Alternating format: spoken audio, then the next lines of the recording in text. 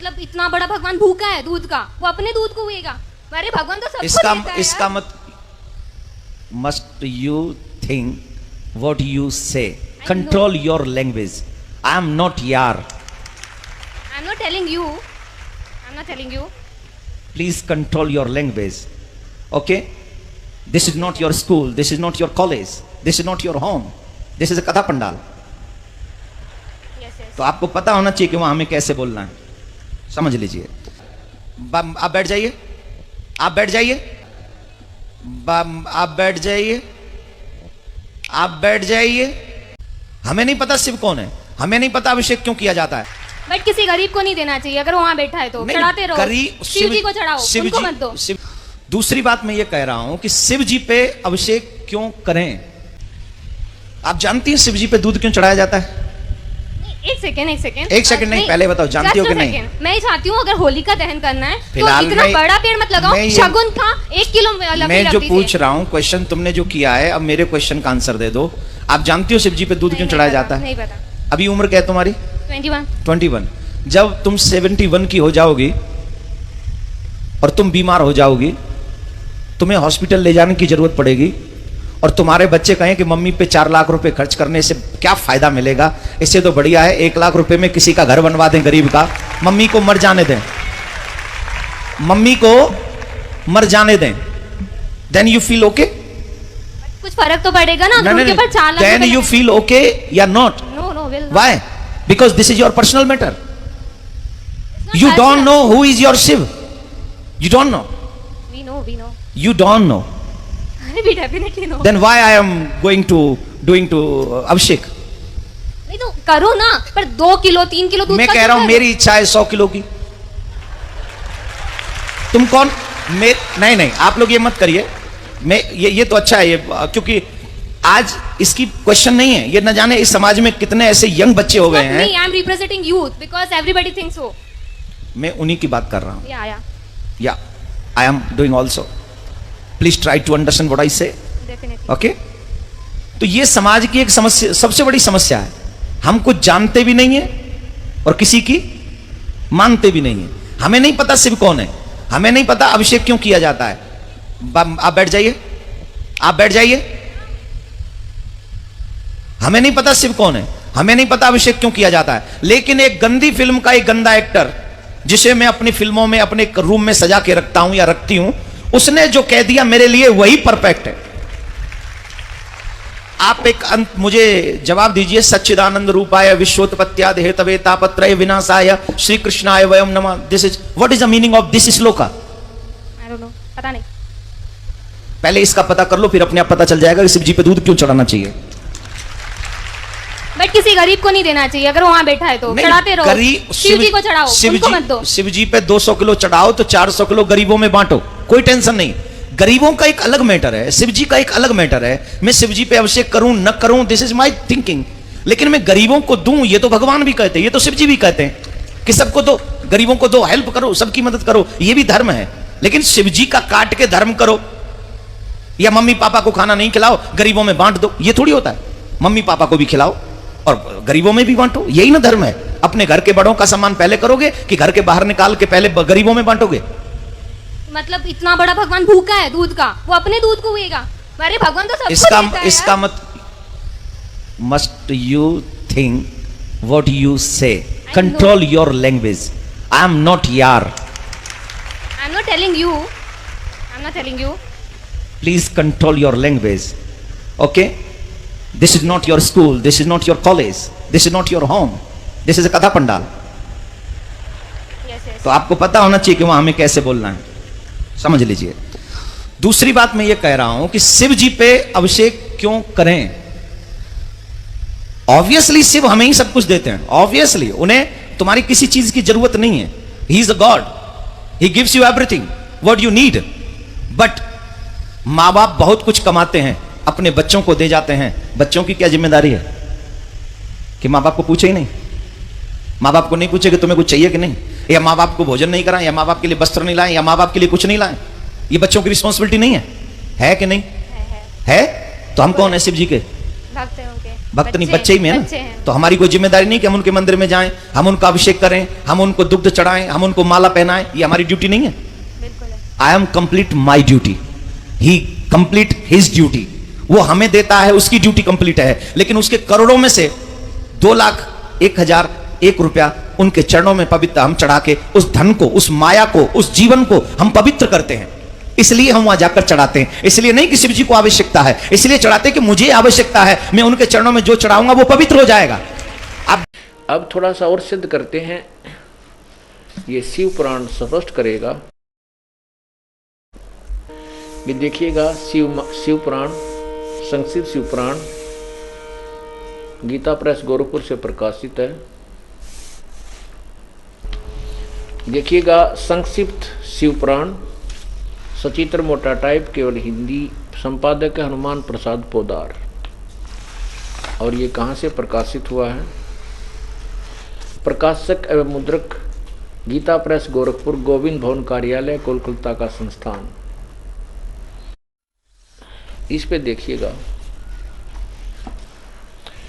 इसमें देखिएगा, ये 5 अध्याय समाप्त होता है रुद्र संहिता का, और ये 6ठा प्रारंभ होता है रुद्र संहिता अध्याय 6। इसमें नारद जी ने अपने पिता ब्रह्मा जी से प्रश्न किया कि हे पिताजी, आप हमें बताइएगा कि इस संसार की सृष्टि किसने की, आपने की या विष्णु जी ने की या शिव जी ने की है? और इसमें हमने सुना है कि देवी जो है ये बहुत ही अच्छी जो है शक्ति है, ऐसे ऐसे। तो वो क्या बताता है ये पढ़िएगा, अपनी स्वयं पढ़िएगा, आप पढ़े लिखे शिक्षित हो। रुद्र संहिता अध्याय 6 पृष्ठ 99। ब्रह्मा जी ने कहा, ब्रह्मन देव शिरोमणे, तुम सदा समस्त जगत के उपकार में ही लगे रहते हो। तुमने लोगों के हित की कामना से ये बहुत उत्तम बात पूछी है, जिसके सुनने से संपूर्ण लोक के समस्त पापों का अक्षय हो जाता है। यह अनामय शिवत्व का मैं तुमसे वर्णन करता हूँ। शिवत्व का स्वरूप बड़ा ही उत्कृष्ट और अद्भुत है, जिसमें समस्त चराचर जगत नष्ट हो गया था। सर्वत्र केवल अंधकार ही अंधकार था। उसमें तत् सद्ब्रह्म, ये बिल्कुल स्पष्ट लिखा, तत्व माने वह है सद्ब्रह्म, सच्चा साहेब, सच्चा भगवान। इस श्रुति से जो सत्य सुना जाता है एकमात्र ही शेष था, एकमात्र ही शेष था। आगे देखिएगा, जिस ब्रह्म के बारे में, जिस परब्रह्म के विषय में ज्ञान और अज्ञान से पूर्ण उक्तियों द्वारा इस प्रकार विकल्प किए जाते हैं, उसने कुछ काल के बाद, कुछ समय के बाद द्वितीय की इच्छा प्रकट की। उसके भीतर एक से अनेक होने का संकल्प उदित हुआ। तब उस निराकार परमात्मा ने अपनी लीला शक्ति से अपने लिए मूर्ति यानी आकार की कल्पना की। मूर्ति माने आकार की कल्पना की। वह आगे देखें,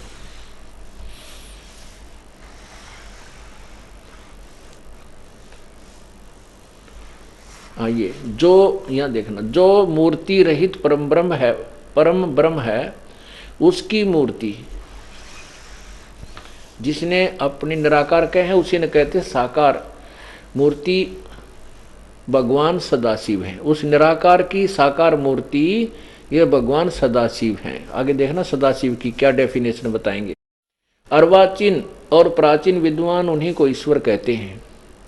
उस समय एकाकी रह के स्वेच्छानुसार विहार करने वाले उन सदाशिव ने अपने विग्रह माने शरीर से स्वयं ही एक स्वरूप भूता शक्ति की सृष्टि की, यानी एक स्त्री को अपने शरीर से बाहर निकाला, जो उनके अपने श्रीअंग से कभी अलग होने वाली नहीं थी। उस पराशक्ति को प्रधान भी दुर्गा को कहते हैं। ये देखना ध्यान से, प्रधान, ये गीता जी में काम आओगा आपका, जब गीता जी के 14वें अध्याय को सुनाएंगे। उस पराशक्ति को यानी दुर्गा को प्रधान, प्रकृति, गुणवती माया, बुद्धि तत्व की जननी और विकार रहित बताया गया है। वह शक्ति अंबिका कही गई है। उसी को प्रकृति, सर्वेश्वरी, त्रिदेव जननी, ओह, तीनों देवता ब्रह्मा विष्णु महेश की उत्पन्न करने वाली है, उनकी माता, त्रिदेव जननी, नित्ता और मूल कारण भी कहते हैं। सदाशिव द्वारा प्रकट की गई उस शक्ति की 8 भुजाएं हैं।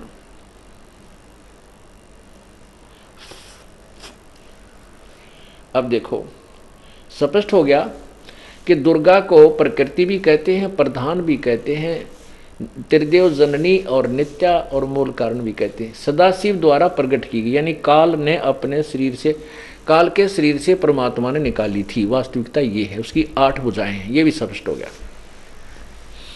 यहां देखो, वे जो सदाशिव हैं उन्हें परम पुरुष, ईश्वर, शिव, शंभु और महेश्वर कहते हैं। यहां देखना, वे सदाशिव जिसको कहते हैं, वे अपने सारे अंगों में भस्म रमाए रहते हैं उन काल रूपी ब्रह्म ने। अब देखो, ये जो सदाशिव कहा इन्होंने, वो भगवान सदाशिव हैं, और उसने एक समय विहार करने वाले सदाशिव ने अपने विग्रह से ही एक स्वरूप भूता शक्ति की सृष्टि की, तो वो सदाशिव को काल भी कहते हैं। ये देखो, वे अपने सारे अंगों में भस्म रमाए रहते हैं उन काल रूपी ब्रह्म ने। ओह, ये काल कहो चाहे ब्रह्म कहो, ब्रह्म ने एक ही समय में शक्ति के नाथ नहीं, ये शक्ति के साथ शिवलोक नामक अक्षेत्र का निर्माण किया था। उस समय उस उत्तम अक्षेत्र को काशी कहते हैं। वे प्रिया और प्रियतम रूप, शक्ति और शिव, दुर्गा और शिव पति पत्नी रूप में, प्रिया और प्रियतम रूप, जो परमानंद स्वरूप है, उस मनोरम क्षेत्र में नित्य निवास करते हैं। काशीपुरी परमानंद रूपणी है। मुने उस शिव और शिवा ने प्रलय काल में भी कभी उसको अक्षेत्र को अपने सानिध्य से मुक्त नहीं किया, इसलिए विद्वान पुरुष उसे अविमुक्त अक्षेत्र नाम से जानते हैं। ठीक है, यहाँ देखिए, देवर से एक समय उस आनंद वन में रमण करते हुए शिवा और शिव के मन में यह इच्छा हुई कि किसी दूसरे पुरुष की सृष्टि करनी चाहिए, जिस पर यह सृष्टि संचालन का महान भार रखकर हम दोनों केवल काशी में रहकर स्वेच्छानुसार विचरें और निर्वाण धारण करें। यहाँ देखो, ऐसा निश्चय करके शक्ति सहित सर्वव्यापी परमेश्वर शिव ने अपने वाम भाग के 10वें अंग पर अमृत मल दिया। फिर तो वहां से एक पुरुष प्रकट हुआ जो तीनों लोकों में सबसे अधिक सुंदर था, वह शांत था, उसमें सद्गुण की अधिकता थी, वह गंभीरता का अथाह सागर था।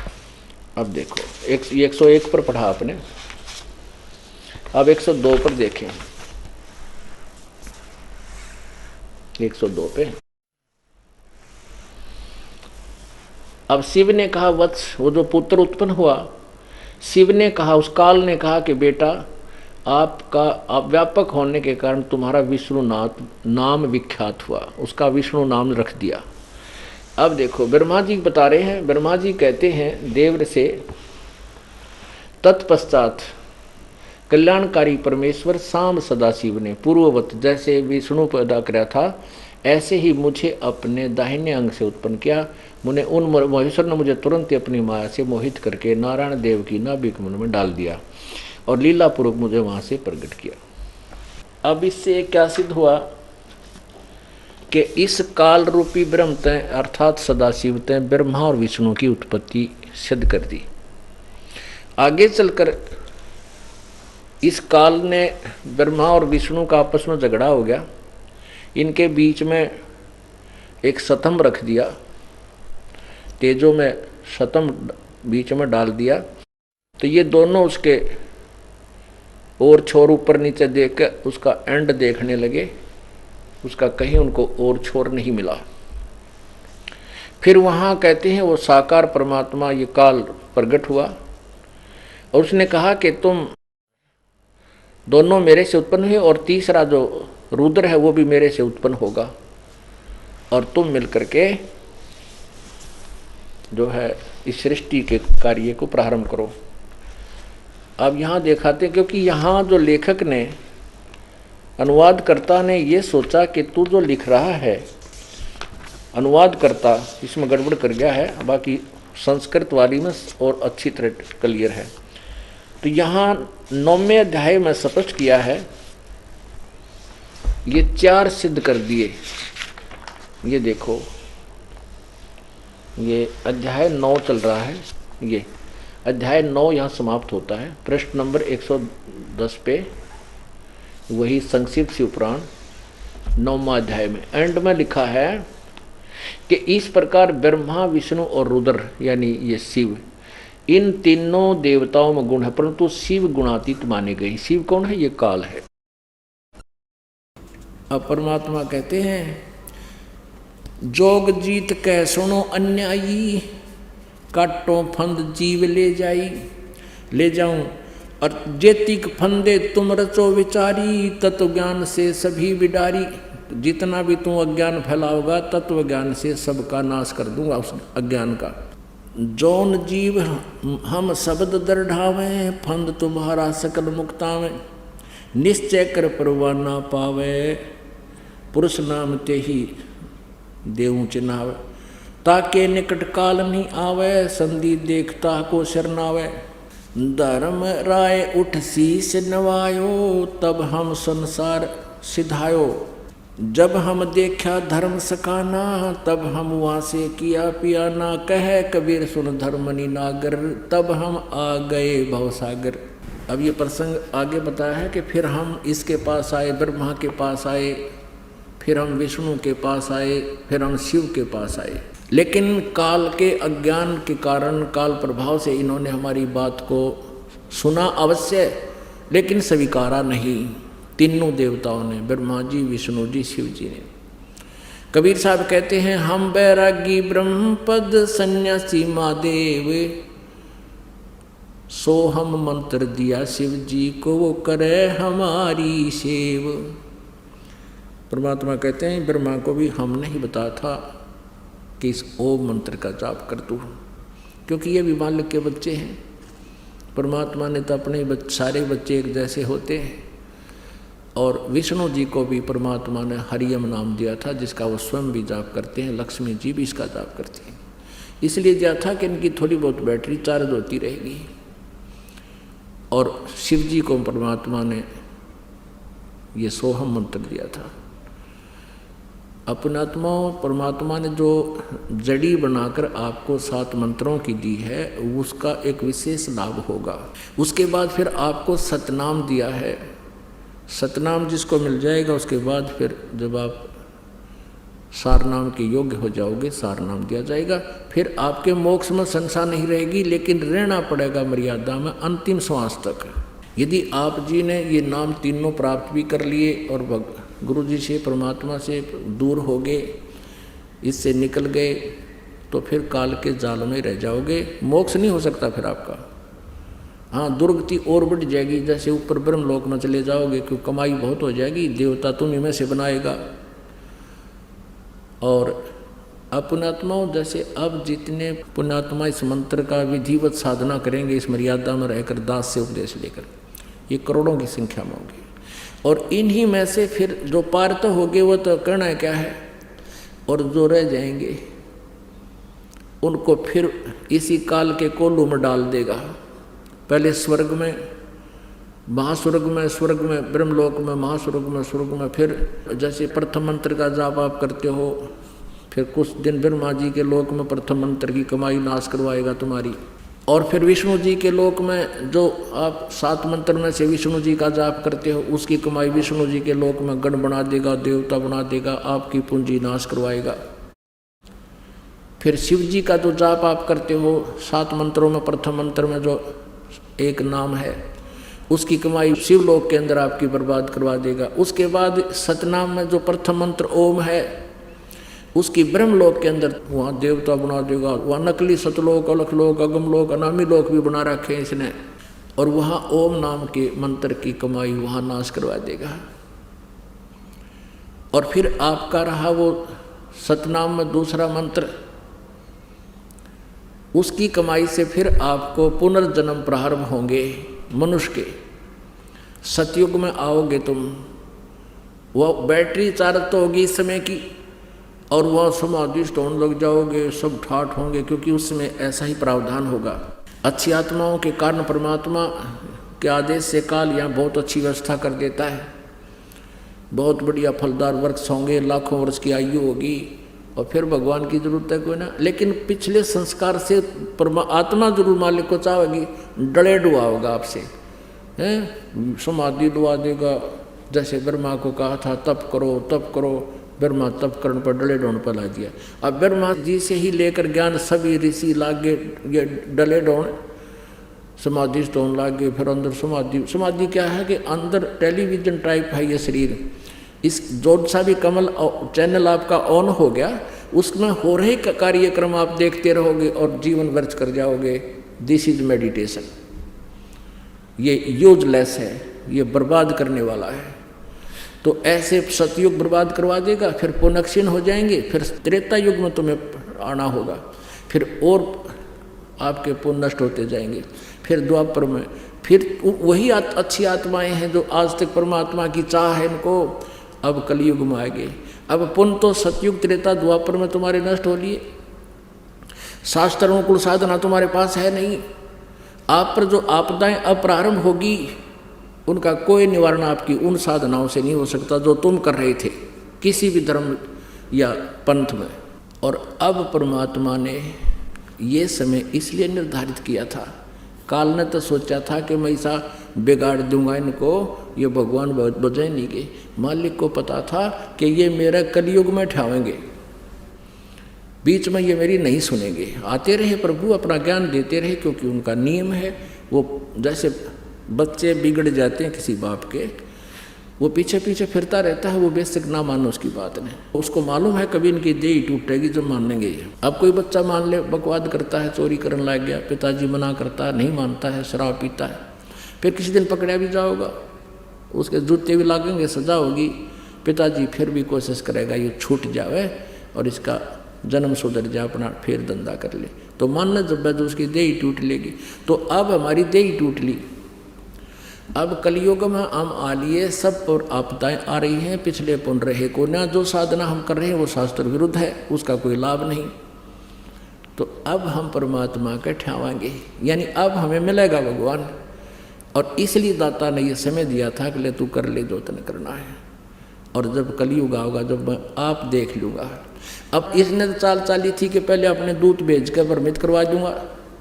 परमात्मा ने चाल चाली थी कि पहले इसके दूत आकर वो एंड बैंड उआ वाई बोल लेंगे, वो बकवाद बता देंगे सब, और फिर मैं शास्त्र अनुकूल साधना सत्य ज्ञान सब समझाऊंगा।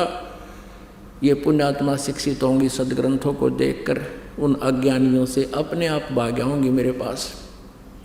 और ज्ञान सब ज्ञानड़ी, कबीर ज्ञान सो ज्ञान, जैसे घोड़ा तोब का इब करता चले मैदान। अब परमात्मा का विज्ञान मैदान करेगा और सबका अज्ञान अंधेरा हट जाएगा और सभी पुण्यात्माएं परमात्मा के पास आएंगी। जिन सुखों को आप ढूंढ रहे हो यहाँ आपको फ्री में मिलेंगे। आपकी आपदाएं टलेंगी, आपके प्रारब्ध के पाप नाश होकर के आपके पुण्य प्रफुल्लित होंगे और आपको भगवान मिलेगा। बोलो सतगुरुदेव।